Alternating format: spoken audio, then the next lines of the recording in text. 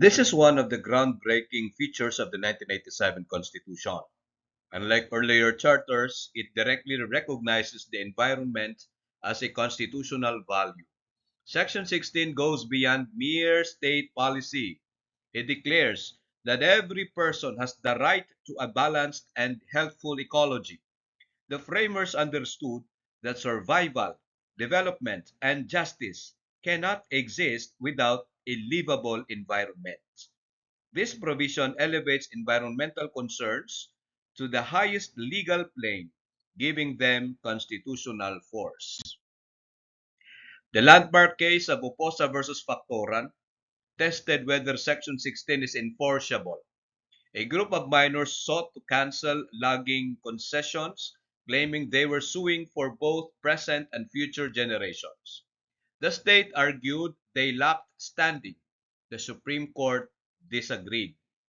It declared the right to a balanced ecology is demandable, judicially demandable, recognizing the doctrine of intergenerational responsibility.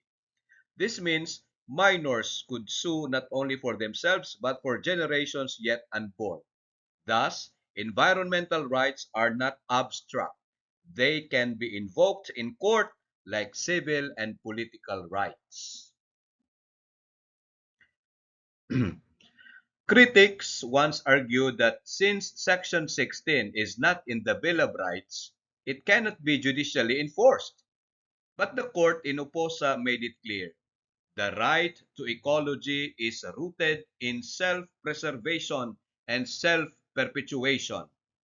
These are values more fundamental than any statutory rights.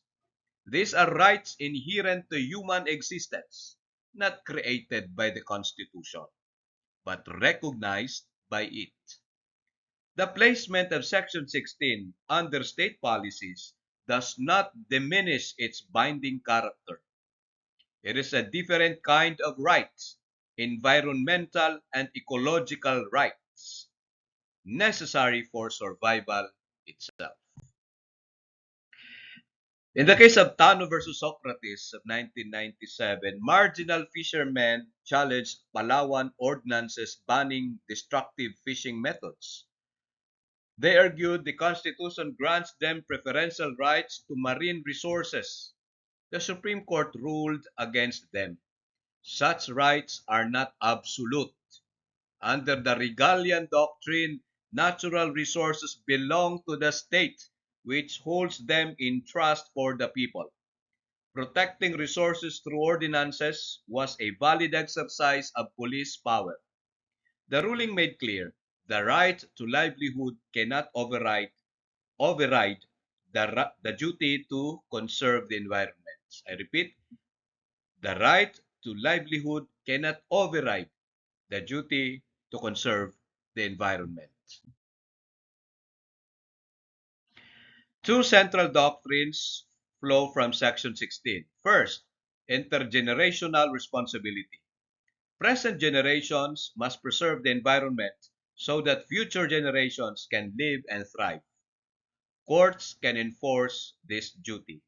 Second, balance of rights and duties. Individual claims like fishing or logging rights are always subject to ecological protection. The Constitution prioritizes sustainability over exploitation. These doctrines ensure that environmental law is not merely reactive but proactive and future-oriented. Section 16 also imposes an affirmative duty on the state. The state must manage resources wisely, regulate destructive activities, and promote sustainable development. This aligns with international law. The Stockholm Declaration emphasized that states must prevent environmental harm across borders. The Rio Declaration of 1992 introduced the precautionary principle on sustainable development. By echoing these principles, Section 16 ensures that the Philippines is part of the global movement for ecological justice.